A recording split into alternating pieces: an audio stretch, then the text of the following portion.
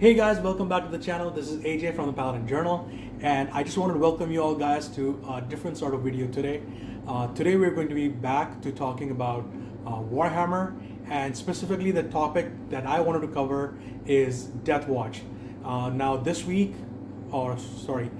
past week, we saw the news come out about the agents of the Imperium Codex, and that Codex is going to be bringing together all the disparate Inquisition units and assassins and all of those guys, and it's going to be merging them all into a single book, a proper book with rules, stratagem, units, and the whole shebang. And it is also incorporating the Deathwatch into the larger framework. Now, this is very important because for the last few editions of the game, we've had Deathwatch being completely fully functioning as a standalone army. You could ally them with other armies like in 8th edition with the different detachment systems that we had at that point.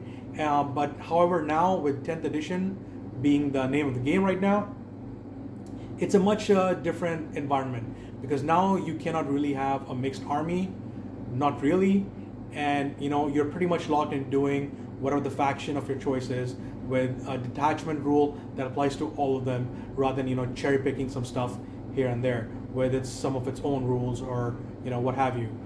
So the reason I'm bringing you this video today is because, as you can see in the background, that is the entirety of my Deathwatch army. It has a ton of units, and I started it during 2018 when 8th edition was the name of the game, and I've had so much fun working on this army for the last like 6 years, more than 6 years that I've had it. It's a joy to build. It's an expression of choice because 8th edition was pretty much the game for me because I was coming back after a very long absence, and the last time I saw this army in every way that matters, it was just like really just a unit that you could take, and the rules were in some forgotten PDF that came out with a white dwarf or something. So that was a very different era back in 2008, 2009, and here we are now. It used to be a fully functioning army. It got expanded over the years. It got so many new units, like the Watchmasters and the Corvus Black Stars, and so many rules for all the Primaris units that came in during 8th edition. But now, sadly, it's all being retired, and that is what I want to talk about. So let's jump into it, and I'll show you guys the army that I've built. Just a word of warning from the get-go: the army is not fully painted. There are some units, some characters here and there that have seen some paint. Some that are completely painted up. You may have seen some of them in my updates during March. So a lot of this army is either unpainted gray plastic or it has just a primer on top of it. I apologize if that offends some of you, but I've had some limited time to work on all of these guys, and I'm not the world's fastest painter by any margin, or the average fast painter by any means. So let's just jump into it and see what the army's like. So as you can see, here's a better shot of the entire army, and now I'm going to take you through all my characters that I have. So as you can see here, I've got a veritable smorgasbord of different guys. I've got a Watchmaster, Watch Captain Artemis, a librarian with an axe and a bolt pistol, a captain with a power maul and a plasma pistol, another captain with a thunder hammer and a storm shield, a bike captain with just a power sword, probably had something else on him back when I was running him in 8th edition. And then here's a walking Primaris captain with a hammer and storm shield, just conversion ID I had. Another Primaris watch captain. These guys are just captains now. A converted Watchmaster, converted from one of the many Primaris captains or lieutenants that came out during 8th edition. A Terminator captain, one of my favorites. This guy is all dolled up too. He has a combi melta and a melta fist, as I like to call it. Pretty cool version I did. I've got an apothecary in Terminator armor. He's a kind of a slight kit bash from the one of the Dark Angel kits. A guy with a banner. I'm using a Custodes banner here. Probably the wrong choice, but I kind of like the look of it since you know, the Deathwatch are not as religious as most others that you can see. Then there's a Terminator Librarian, and it seems that my converted K1 Shrike has fallen. You're not supposed to die yet, dude. So he's also painted up. So this guy, and this guy, and this guy, and I think also this guy. I believe I painted them in the last few months. The converted Watchmaster, he was painted up like ages ago. Here's 3 of my aggressors. A Raven Wing bike squad I did as Deathwatch. Some more bikers from my Deathwatch army. A Redemptor. This one is one of the very first I built. The one I have for my Blood Angels is actually, I think, my actual first one, and this was a close second. I really like Redemptors. I think they look fantastic. They have a great aesthetic about them. Just I wish, you know, they kind of had better rules. Speaking as a fully casual, not as a competitive person or anything. Now here are all my other rank and file guys. So you can see some Terminators up in the front here with some veterans, some more Deathwatch Terminators behind them, more painted up Deathwatch veterans, some random guys I did as Deathwatch Intercessors here, some more Deathwatch veterans. These guys, you can see them. Some of them have the iconic frag cannons, and one of the guys has a Xenophase blade. He's probably the sergeant of the group. Some Vanguard veterans converted up, kit bashed. A Stormhawk Interceptor. I actually got this guy to run him as one of the fancy relic aircraft from Horus Heresy, but you know, that's kind of what I built him as. But I didn't really have the head for kit bashing or how to, you know, fix it to look like that. A Xiphon Interceptor, I believe it is called. I got a lot of flack for it. Don't really care. Not that the unit has seen play at all from my army. So these are some of my other dreadnoughts in the army. A Contemptor with dual las cannons, and a traditional iconic Castroferum. This one with a las cannon and a Power Fist. Behind them, you can see the other armor that I have. 2 Predator Annihilators and a Land Raider Crusader. Now the Predators were supposed to be used as a relic Predator because that's what the rules were in 8th edition. I have no idea what they would be right now. But they've been built for this army, and I'll always run them in this army, you know, no matter what. I really like the look of them. I like all the heat that they can bring, and las cannons are always good, you know. Over here, there's some more Deathwatch veterans behind them there. Here's a solid group of Deathwatch Intercessors. Here we come to some of my Hellblasters. Actually, I have 15 of them. I'm surprised I have that many. I thought I had maybe like 10, but this is, or actually I have 20 of these guys, 5 of which are painted up, as you can see here. I thought I had like 15, I guess then, but 20 is definitely a lot, you know, but whatever. Here, so this squad right here, these guys are among the very first Deathwatch units I built. You can tell because they all have different sorts of armor and war gear on them. Probably some of the other guys over here are from that as well. Probably some of the guys that you can see here. You know, I built them to all have different loadouts because that's what I thought. You know, they're Deathwatch. They all have unique war gear. So let's build them that way. And here, you know, we got some more guys, all veterans. And up in the front right here, some more of my aggressors. So I have a core of 3x3 for the army. So that's all of my Deathwatch. We are probably looking at something close to like 4,000, maybe 5,000 points here. I have no idea. I do know that a lot of my painted core from this year, which would be like these guys right here, this squad, these 5 Terminators, the Land Raider Crusader, the Castroferum Dreadnought, as well as, let's see, the Terminator Ancient, the Terminator Librarian, and the converted K1 Shrike. I believe these are approximately like 1,400 points. So using that as kind of a guide, I think I have about 4,000 points here. But it can be whatever. Now, as you can see, I've had a lot of fun building these guys to have unique war gear in a lot of different places. Especially like, you can see on the Vanguard veterans, there's a guy with double lightning claws, some guys with hammer and shield, some with just a chainsword and pistol, one guy with dual chainswords. He woke up really angry one day.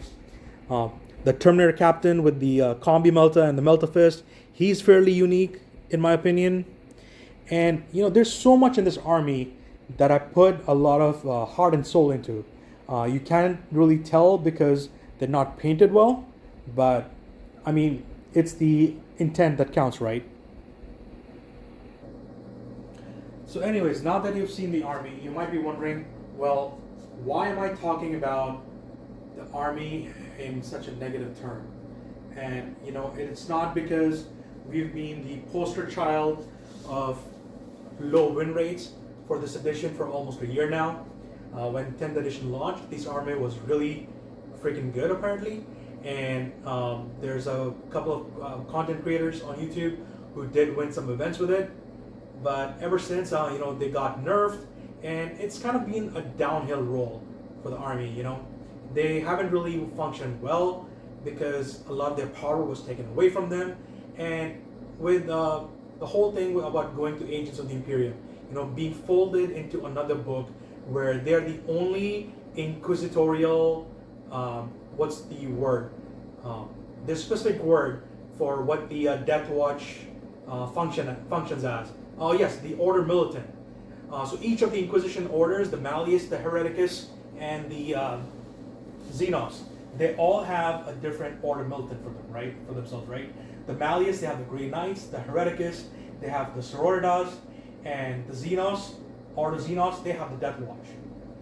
So over the years, back in 3rd edition, 4th edition, the way the armies worked, where you had a Witch Hunters Codex, you had a Demon Hunters Codex, and those books were a combined army with inquisitorial units as well as the Order Militant. Now over the years, we've seen that the Grey Knights, they've been spun off into their own thing. We've seen the Sororitas, they have been spun off into their own thing. The Deathwatch got a really huge makeover in the intervening years, especially in the 2010s. And now Deathwatch is the only one that's being folded back into that style of a book. And what I believe is that Games Workshop has a huge problem with communication. They really don't tend to explain their actions, and they just do whatever the hell they want. Which, fair play. It is their IP. They are the creators. They are the ones who manage everything. So they can do whatever the hell they want. But I think there's an element of uniqueness that is being slowly lost in the game in recent years, especially with 10th edition and how war gear works for the entire game on all the different armies. And none of them have been as affected as Space Marines, in totality. Because Space Marines have had such unique war gear options for several squads like the Sturm Guard, the Vanguard veterans. Even you look at this army right here, Deathwatch. The Deathwatch kill team, the basic unit for the first one Marines. Those guys have had a plethora of options over the last few years. But now with 10th, a lot of that has been trimmed down. So most of their melee weapons are just called long vigil melee weapons. And a lot of their ranged weapons are just called long vigil ranged weapon. There's no distinction between a Deathwatch Stormbolter or a Deathwatch Bolter or a combi weapon or something like that, or a power fist or a power sword. At least for the basic units, the characters can be a little different, of course. The Primaris units can be a little different, of course. But by and large, there's been a lot of oversimplification of war gear, and Deathwatch are an army that has been most affected. So we have had that 1-2 punch last year, and now in the next few months, this army is going to become a footnote. Now, of course, I'm not a competitive player. I'm barely a casual player. At this point, I'm just a guy who does the hobby, who builds the models, who paints them, who enjoys looking at them, who enjoys the process, he doesn't really get a chance to play. I've played exactly 3 game tournaments in the last 5 years, or 5 years, in the last almost 6 years now. Only 6 games total. The first set of 3 of those was back in November. I took my White Scars homebrew White Scars army for the tournament, and last month in June I took my Blood Angels. So whenever next I get a chance to go to my LGS, which is actually in Dubai, I'm currently in India. There's a whole ass travel time involved and all the other complications. So whenever the next time that happens, I'll probably take my Deathwatch, because while I had a terrible time with my White Scars, I had a much better and amazing time with the Blood Angels. I do want to take these guys out to play next. So, but of course, there's the whole thing with Agents of Imperium now. Now, what really gets me is, as they've mentioned in the article with the announcement, Deathwatch kill teams are now going to be part of the Imperial Agents book. And if we want to take a Deathwatch army, a full Deathwatch army, it's not going to be an actual Deathwatch army. It's just going to be the 4 or 5 unique data sheets that they have. That's the Watchmaster, that's a Corvus Blackstar, which I haven't built. I got it 6 years ago. I've still not built it, but I probably will now. That one, the basic Deathwatch kill team. There's Watch Captain Artemis, as you've seen him. They confirmed that he's returning back to the army. Now I take that to mean that in 9th edition he was gone, or in 10th edition he was gone for some reason, whatever. I don't really care. Never really used Artemis for anything other than just as a captain. So what really gets me is that you can't really have an actual Deathwatch army. It's even in their article, they say it's the requisitioned Deathwatch troops with black-clad intercessors and other units. So there's the whole idea of how the theme is being broken. And the reason I say that GW has a communication problem is because they're not really explaining why Deathwatch is being folded in. Now, some people online, you talk to them, they're like, Deathwatch doesn't really have that many unique data sheets, so it makes sense and everything and blah blah blah. I think it's it's once again it's an oversimplification of the game. You take something that had a lot of unique themes and motifs to it, whether that's from just the hobbying aspect of it, or the painting aspect of it, or what have you. Because I've seen so many different kinds of Deathwatch armies in the last 6 years on social media. People love the concept and they go to town with it. I've done a little bit of that, as you can see from some of the models.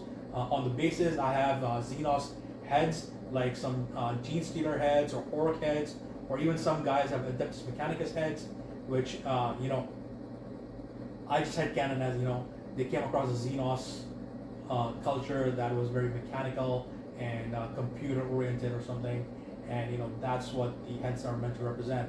There's some guy with Eldar heads, some with Dark Eldar heads, and so on and so forth. So the general idea is that why are we getting this? Why is Deathwatch being folded in? Deathwatch are just from my perspective, they're being folded in because GW cannot make the effort to have them stand out, to give them more new units, give them some better rules even, and just have the army continue to stand on its own 2 feet as a completely separate army from Imperial Agents. If they want to merge, as they claim in that article, then just merge it as a thematic, overarching army, like we could have in 8th edition, where you could build some kind of like a Crusade Space Marine army with detachments made up of different chapters, or a combined army, with Guard and Marines and Knights and so on and so forth.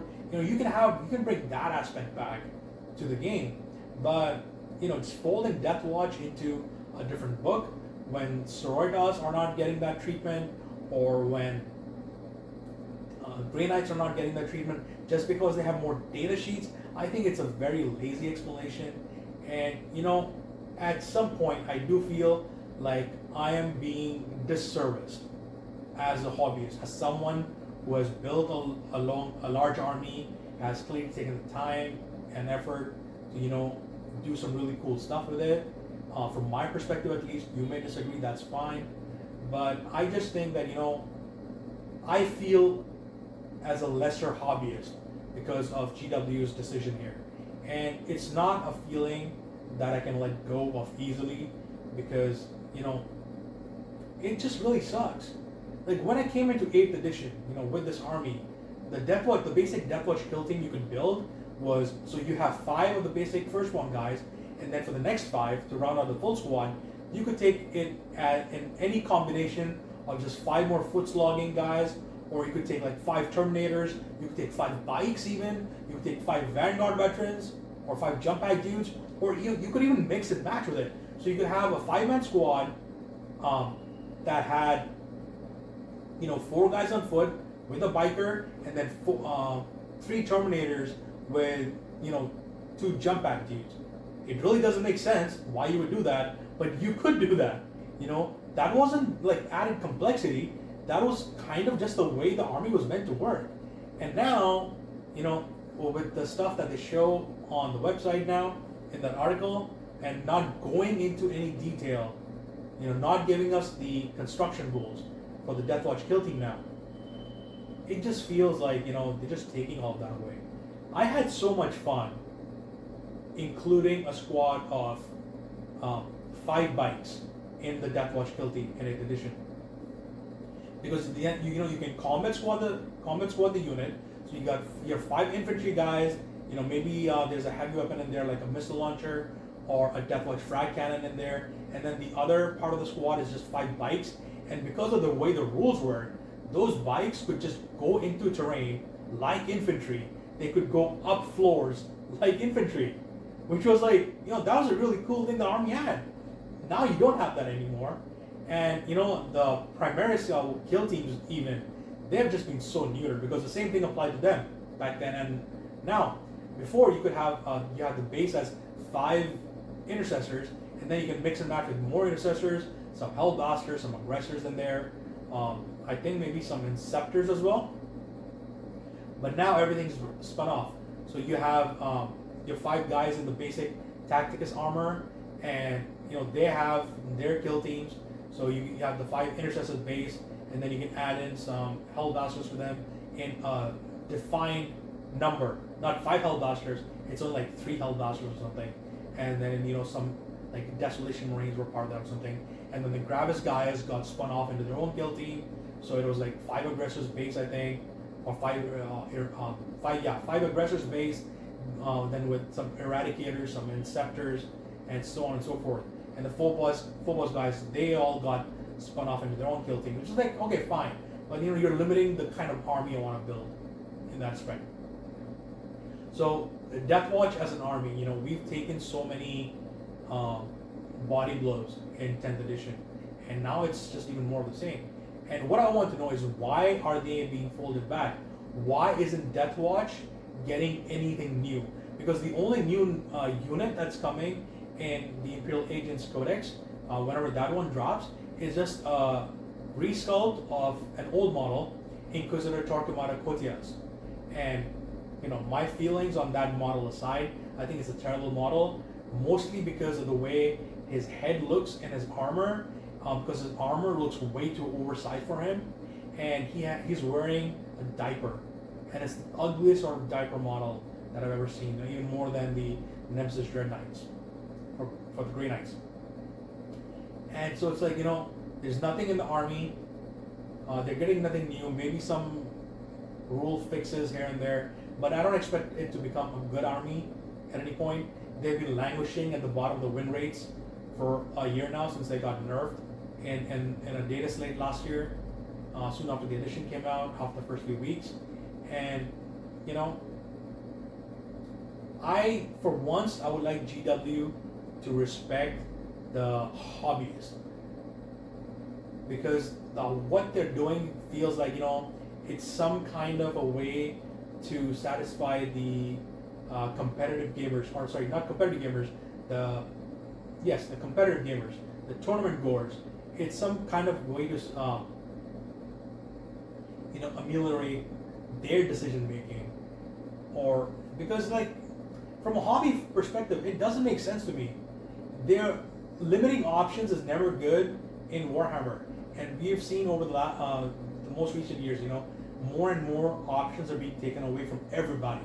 It's not just Marines, it's not just Deathwatch, but from everybody, and I don't think that's a good thing at all. And of course, my entire shtick with this entire army right here, these models as they are, each squad has a name. I can't tell you from the top of my head. It's all in one of my Excel spreadsheets, how they're all kitted out and stuff. But, I give them all a name. They're all part of one watch fortress, led by one watchmaster. The different watch captains are there, the librarians, even some chaplains whenever I get them. Each squad has a name, and it's something special to me. And I feel that I'm losing a lot of that. I'm losing that identity, and it's not a good feeling. Like I said earlier, I'm probably not gonna get over this for a while, but and this is a part of a rant. But yeah, GW has a communication problem. When they announced Imperial Agents as a book, they should have given us more details on how each army is meant to function.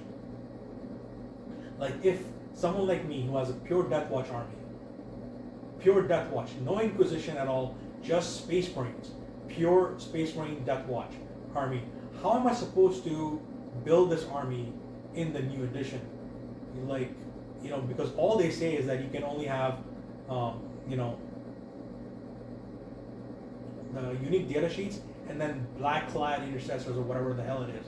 And if I want to take this army and I want to mix it with another Space Marine army I have, like with my White Scars or with my Blood Angels, then I can only have 2 HQ units, which would be the Watchmaster really. I'm not gonna take Watch Captain Artemis, and 2 kill teams, and then that's it in a 2,000 point game. And that's like, yeah, not really, because I played a lot of games in 8th edition with combined Blood Angels and Deathwatch, and it was either me running like triple HQ detachment with my Blood Angels, or having a solid core of the Relic Predators with some tricked out kill teams and bikes with the assault elements of my Blood Angels. And I really can't do that anymore. My bikes that you see, I have so many bikes, right? The bikes are basically going to be gone. Deathwatch had veteran bikers. They're not going to be a unit anymore, especially since the first spawn bikers are gone. They got legends when 10th edition came out with the indexes, and we just have outriders.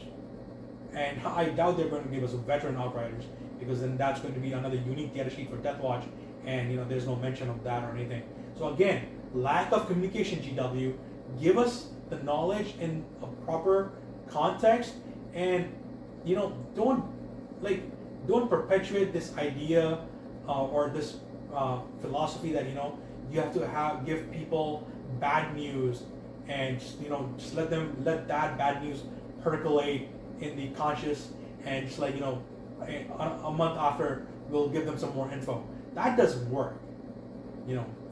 For things like this, it absolutely doesn't work. I came back to the hobby last year after a gap of like 4 years, 4.5 years. I came back into the hobby last year because I saw that the bikers and the land speeders and a bunch of other units that I feel as a Space Marine player from 4th edition, 5th edition, units that I really loved, that those units were going to be legends. And that was a huge blow to me, because the idea for my White Scars army was that it's going to be mostly all Primaris with some veteran brothers from the White Scars parent chapter. So it's a homebrew chapter, and that's what I wanted to do. And I wanted to have a lot of the first spawn bikes in it, because I really love the look, attack bikes and the veteran bikes, and convert up some of my some characters as well for that army. And it doesn't work anymore.